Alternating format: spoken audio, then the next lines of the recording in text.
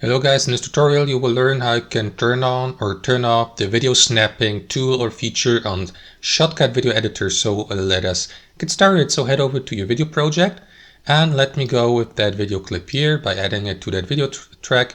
And now guys, if you'd like to add a second video clip for this snapping method, simply select one from your library here. Let me go with this one and move it to your video track here, release it. And there you go. Now if you'd like to make them snap, just like that, left click into the second video clip and move it to or closer to the first video clip, and there you go. If you release your left mouse, it will snap automatically so that there is a clean and smooth transition from one video clip to another.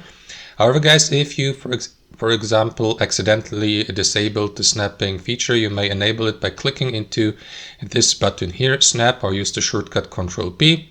As you can see now, it is highlighted currently, so it is enabled. But if I accidentally turn it off, guys, the snapping will be disabled. So there you go. You will see that small gap here, meaning or indicating that the snapping has been disabled. So you will have to manually snap it practically, or simply re-enable that snapping tool. And there you go. And it is going to attach the second video clip automatically to the first one. That's how it works, guys. Thanks for watching and have a wonderful day.